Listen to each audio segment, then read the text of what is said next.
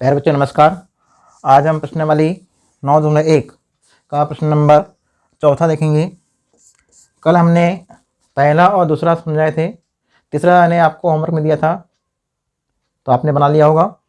अब आज चौथा प्रश्न देख रहे हैं। तो ये जो प्रश्नावली है, इस प्रश्नावली से एक ही प्रश्न आएगा 4 नंबर का और एक ऑब्जेक्टिव आएगा, यानी इस चैप्टर से आपको 5 नंबर के प्रश्न पूछे जाएंगे। तो 5 नंबर के प्रश्न आएंगे इस मान लो चैप्टर से। तो 4 नंबर का जो प्रश्न आएगा वो एक सिंपल सा प्रश्न रहेगा, छोटा ही रहेगा। देखिए अपन चौथे प्रश्न में क्या है लिखा हुआ है कि भूमि के एक बिंदु से जो मीनार के पाद बिंदु से 30 मीटर की दूरी पर है, मीनार के शिखर का उन्नयन कोण 30 अंश है, मीनार की ऊंचाई ज्ञात करो। यानी ये जो सवाल है आपको यानी चित्र बनाना पड़ेगा। आपको चित्र यानी कैसे बनेगा, भूमि के एक बिंदु यानी आपको यानी जो निचला जमीन है उस भूमि के एक बिंदु से, है ना, एक बिंदु से एक मीनार का पाद बिंदु है, मतलब है मीनार का निचला हिस्सा। तो मीनार के निचले हिस्से की दूरी कितनी है, ये दूरी है आपकी 30 मीटर। 30 मीटर दूर, 30 मीटर दूर एक मीनार है किसी बिंदु से, और इस मीनार के शिखर, इस मीनार के शिखर से इस बिंदु का उन्नयन कोण ये बनता है 30 अंश। 30 अंश का कोण बना। तो मीनार को आप लिखो ए बी और सी, ये बन गया आपका यानी समकोण त्रिभुज। इस समकोण त्रिभुज में जो मीनार की ऊंचाई है, इस ऊंचाई को निकालने बोला है। मीनार की ऊंचाई ज्ञात करो। तो सबसे पहले हम लिखेंगे हल। हल में अपन क्या लिखेंगे, दिया है आपको प्रश्न से ही लिखना है, भूमि के एक बिंदु से जो मीनार के पाद बिंदु से कितने मीटर दूर है, 30 मीटर। तो अपन लिखेंगे दिया है मीनार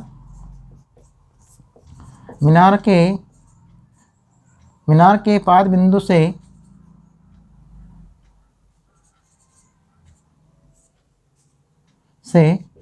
दूरी ये हो गई, आपने चित्र में दर्शाया BC बराबर 30 मीटर। फिर तथा उन्नयन कोण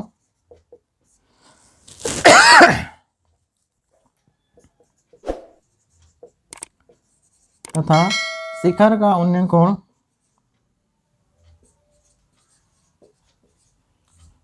कोण थीटा बराबर 30 अंश है। अब यानी यहाँ पर मीनार निकालना क्या है, मीनार की ऊंचाई। तो उसको आपको मानना पड़ेगा, माना मीनार की ऊंचाई h बराबर क्वेश्चन मार्क, ये आपको निकालना है ना, मीनार की ऊंचाई आपको निकालना है। अब मीनार की ऊंचाई आपको निकालना है तो अब यानी कैसे करेंगे, एक भुजा आपकी कौन सी ज्ञात है, आधार भुजा ज्ञात है, और ये कौन सी भुजा निकालना है आपको, लंब। तो लंब भुजा निकालना है, अज्ञात राशि है और ये ज्ञात राशि। तो लंब और आधार, नए आधार को कहते हैं संलग्न भुजा, तो इसको बोलते हैं सम्मुख भुजा। सम्मुख भुजा और संलग्न भुजा का संबंध स्थापित करने वाला यानी त्रिकोणमितीय अनुपात 10 होता है, ठीक है ना। तो यहाँ अपन लिखेंगे अतः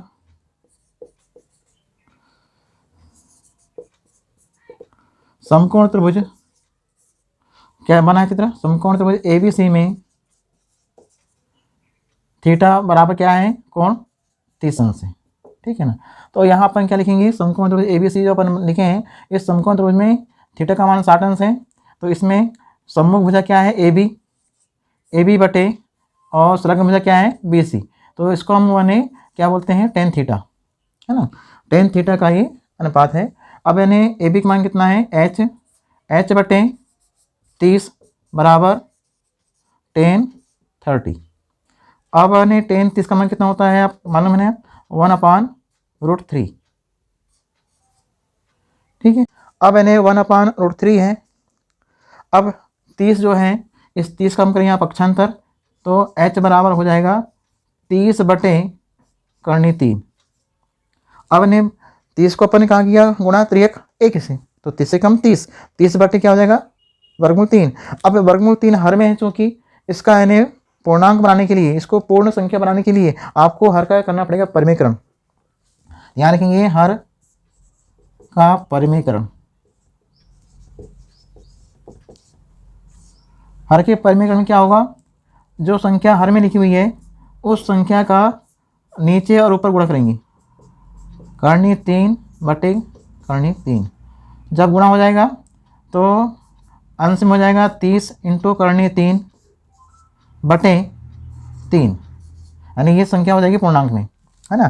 करणीय 3 और करणीय 3 का गुणा 3 होता है पूर्ण। और जब पूर्ण संख्या आ गई 3, 3 से ये 30 कट जाएगा, तो 3 कम 3 और 3 दाम 30। अब यानी आपका उत्तर क्या आएगा, आंसर में आपको लिखना है मीनार की ऊंचाई, मीनार की ऊंचाई ना h बराबर 10 इंटू करणीय 3 मीटर। ये आपका ने आंसर आ गया इस सवाल को आपको।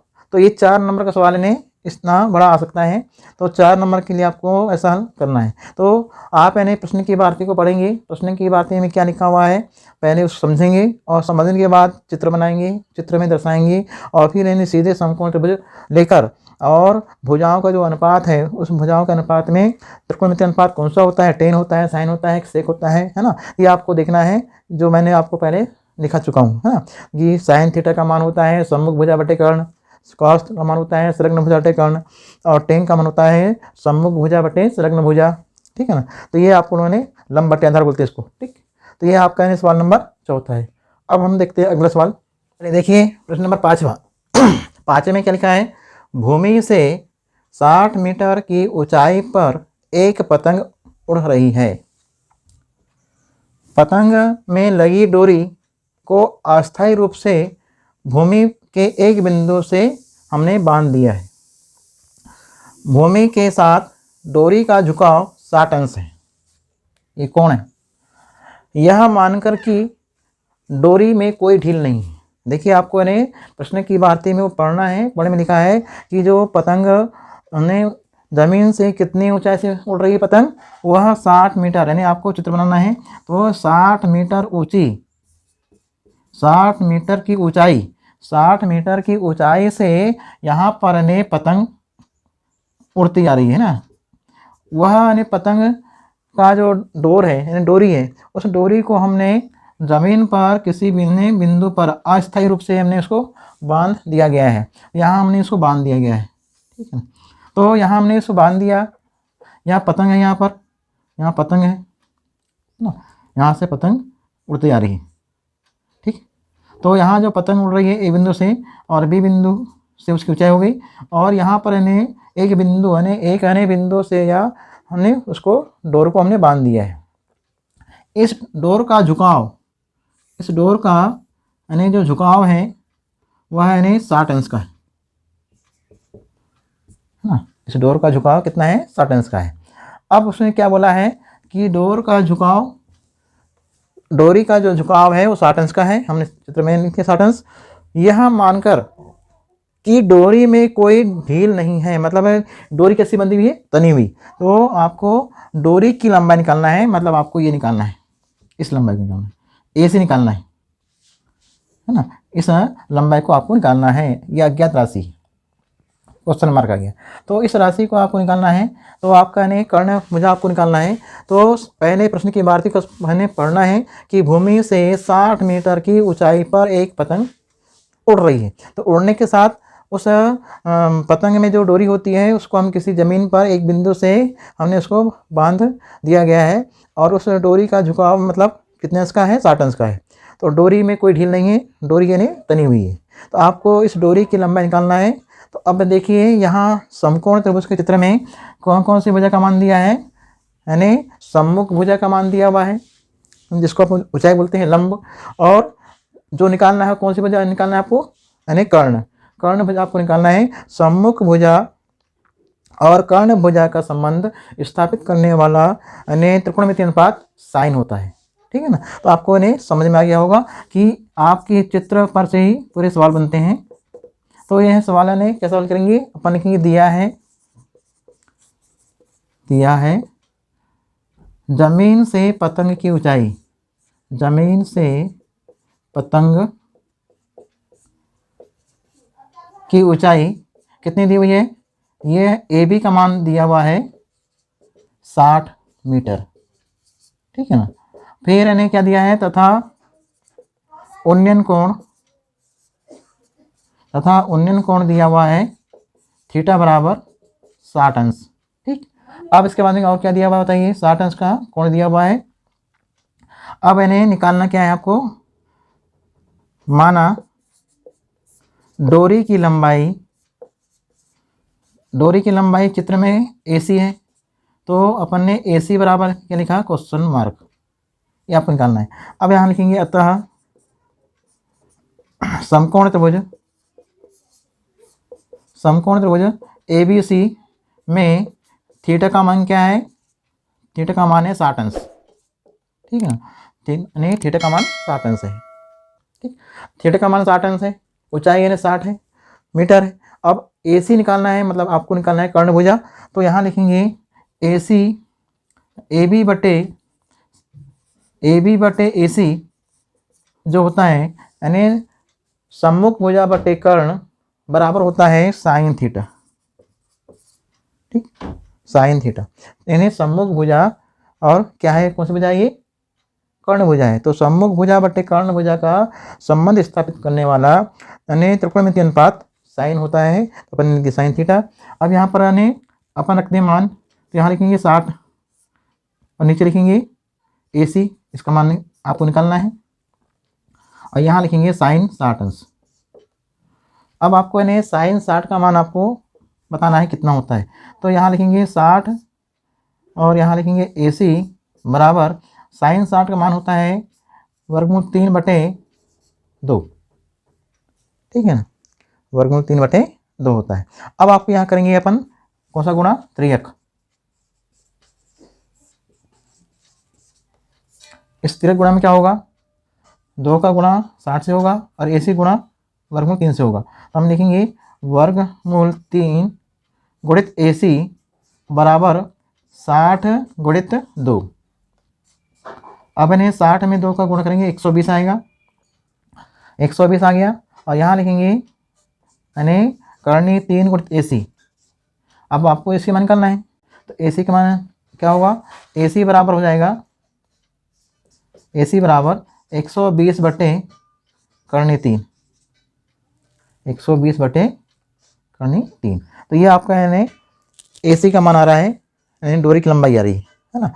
अब यानी 120 है और हर में क्या है, हर में करनी 3 है। तो हर में जो संख्या करनी में है, इस करनी को हटाने के लिए अपन को करना पड़ेगा हर का परिमेयकरण। तो अपन कैसे करेंगे बताइए, यहाँ लिखेंगे AC बराबर 120 बटे करनी 3 हर का परिमेयकरण हम करते हैं। तो वर्गमूल 3 का गुणा आपको अंश हर में करेंगे, तो AC बराबर हो जाएगा 120 गुणित करनी 3 बटे, और करनी 3 से करनी 3 का गुणा करते हैं तो 3, 3 कम 3, 3 चौ 12। तो अब यानी ये 40 इंटू करनी 3 है ना, मीटर। अब यहाँ लिखेंगे आंसर में डोरी की लंबाई AC बराबर 40 इंटू करनी 3 मीटर, ये आंसर आ गया। यानी इस टाइप से आपको इन्हें सवाल हल करना है। अब इसके बाद में है 5वें के बाद हम देख रहे हैं अगला प्रश्न 7वां। अब देखिए प्रश्न नंबर 7वें में क्या लिखा हुआ है, भूमि के एक बिंदु से एक 20 मीटर ऊंचे भवन के शिखर पर, यहाँ से पढ़ना है इबारती को, आप बिल्कुल ध्यान से पढ़ेंगे कि इबारती का जो डायग्राम है, जो चित्र है वो कैसा बनेगा। कहता है कि भूमि के एक बिंदु से एक 20 मीटर ऊंचे भवन के शिखर पर लगी एक संचार मीनार के तल और शिखर के उन्नयन कोण क्रमशः 45 अंश और 60 अंश हैं। यानी 2 कोण दिए, मीनार की ऊंचाई ज्ञात करो। अब देखिए चित्र कैसे बनेगा। सबसे पहले अपन एक 20 मीटर ऊंचा भवन बनाएंगे। ठीक, आप एक एक यानी चित्र बना समय आपको एक एक बात को ध्यान देना है। सबसे पहले अपन क्या करेंगे, एक 20 मीटर ऊंचा भवन बनाएंगे। ठीक, तो अपन यहाँ पर एक 20 मीटर ऊंचा भवन बनाते हैं। ये अपन ने बना लिया भवन 20 मीटर, 20 मीटर ऊंचा भवन हो गया। और 20 मीटर ऊंचे भवन के बाद यहाँ जो भवन बना, इस भवन के शिखर पर यानी भवन का शिखर ए बिंदु है, तो भवन के शिखर पर यानी ए पर यानी क्या करेंगे, हम संचार मीनार बनाएंगे। तो यहाँ एक मीनार खड़ा कर दिए, यानी भवन के ऊपर में हमने यहाँ एक मीनार खड़ा कर दिया। ये मीनार यानी ए बिंदु यानी यहाँ भवन है ये, तो भवन के ऊपर में हमने क्या बना दिया, एक मीनार। तो मीनार बनाया, तो मीनार को हमने दे दिया AC, ये है B और C है। अब यानी यहाँ मान लीजिए कोई एक बिंदु है, जमीन पर एक बिंदु अपन ने मान लिया। इस बिंदु से ये जो आपके AC जो है यानी जो मीनार अपने बनाया संचार, तो संचार मीनार का जो तल है और जो शिखर है, यहाँ सुनना है, यहाँ बोला है तल यानी मीनार का जो तल है, तो मीनार का तल कहाँ रहेगा, अपने कहाँ ने चिपका है उसको, भवन के शिखर पर। तो भवन के शिखर पर यानी मीनार का तल है और उसका शिखर ये है। इन दोनों का उन्नयन कोण एक बिंदु से बना रहे हैं। तो यहाँ से देखिए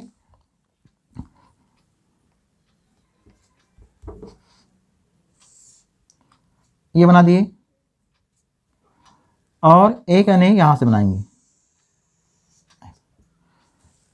यहाँ से हमने इसको आधार को टच कर दिया, ये हो गया आपका डी बिंदु। तो पहला जो कोण है, इस कोण का मान है 45। ध्यान देना है, त्रिभुज ABD, ये जो समकोण त्रिभुज है, इस समकोण यानी त्रिभुज ABD में उन्नयन कोण का मान कितना है, 45। अब ये जो ये वाली भुजा है यानी CD, तो CD से जो बना कोण, तो इस कोण का मान है 60 अंश। यानी 2 कोण बने हैं यहाँ पर ना, 2 कोण बने हुए हैं, तो ये है 60 अंश। तो अब क्या करना है, ये दिए हुए मान है ना, 2 उन्नयन कोण दिए गए हैं और एक भवन की ऊंचाई दी है, बाकी सब निकालना है।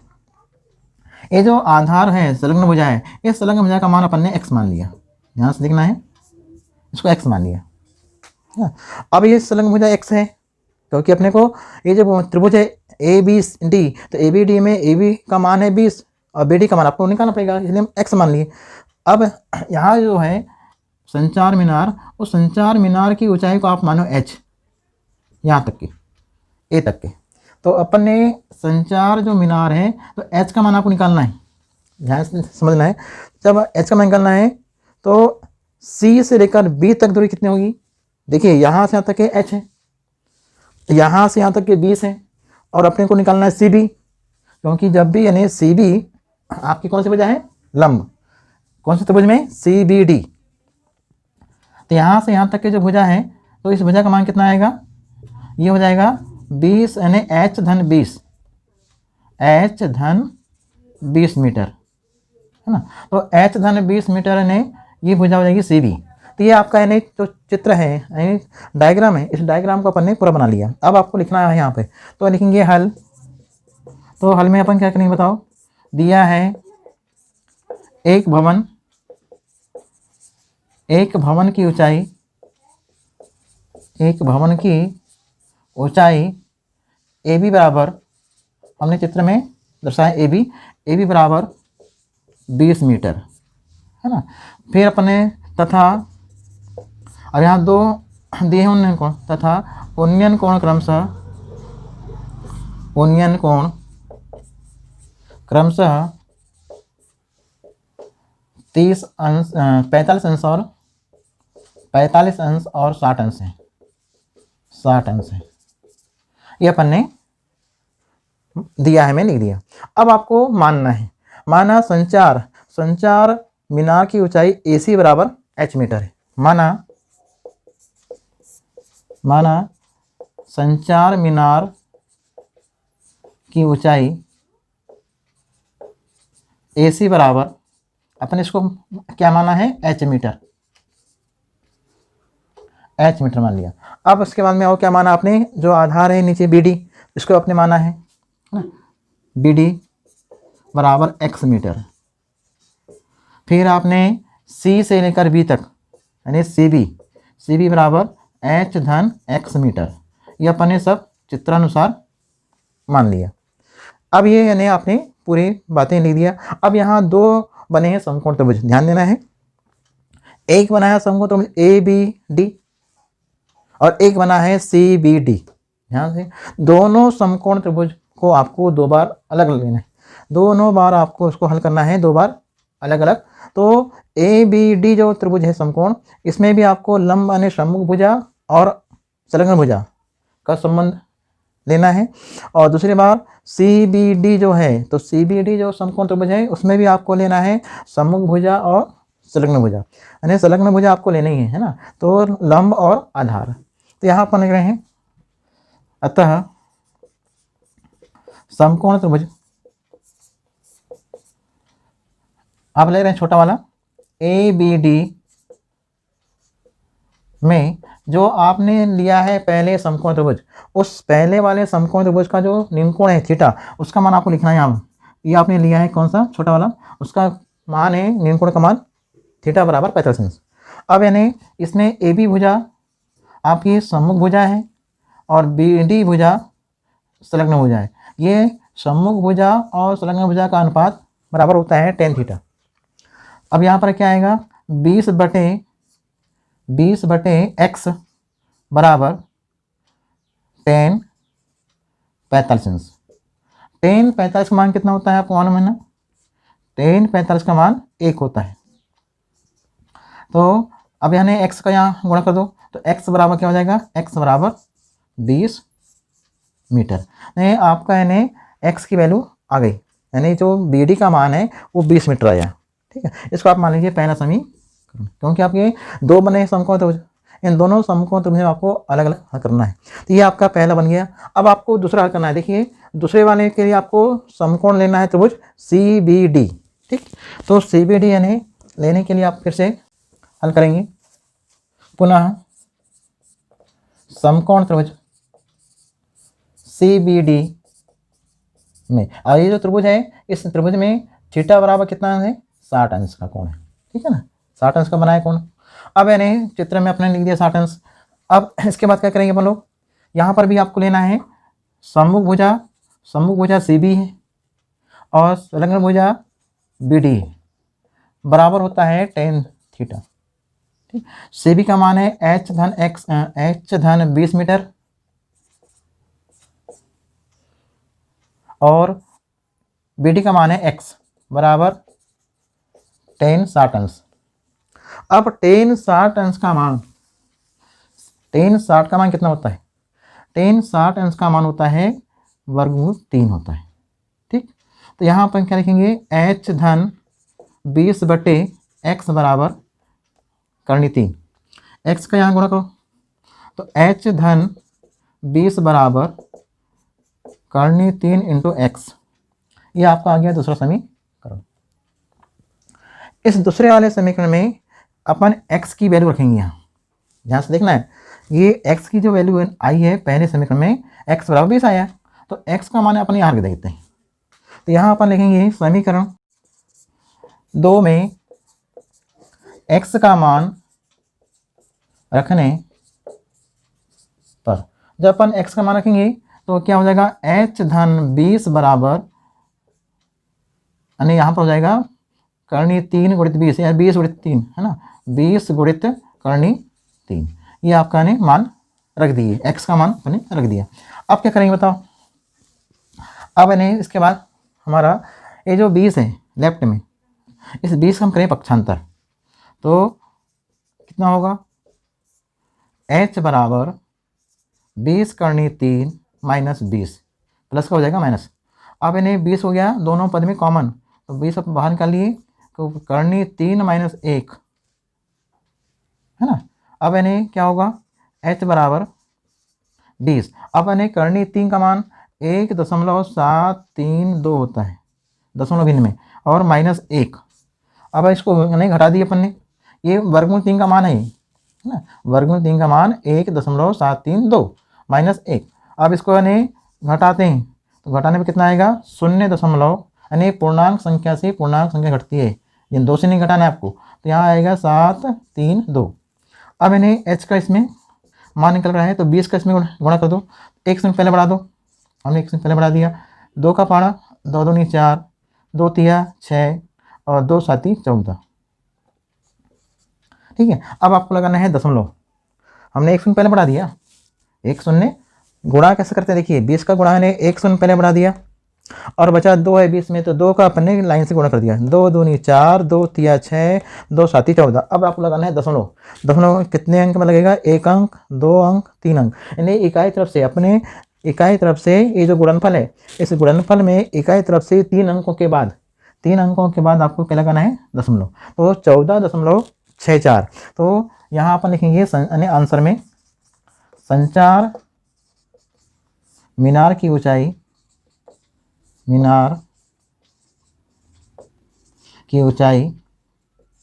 h बराबर 14.64 मीटर। तो ये आपका यानी प्रश्न है, तो ये आप यानी पूरा यानी स्टेप बाय स्टेप हर यानी स्टेप को समझा दिया गया है। पहले हमने कैसे किया, पक्षांतर किया, घटाया, तो ये आपका यानी प्रश्न नंबर कौन सा था, 7वां। ठीक है, तो 7वें नंबर के सवाल को आपको डबल लेना है, क्योंकि यहाँ पर 2 बार बनेंगे यानी 2 बनेंगे समकोण त्रिभुज, एक छोटा बना है एक बड़ा बना है, तो छोटे वाले समकोण त्रिभुज से एक बार हल करेंगे तो इक्वेशन नंबर 1 आएगा, पहला समीकरण आएगा, और बड़े समकोण त्रिभुज से हल करेंगे उससे समीकरण नंबर 2 आएगा।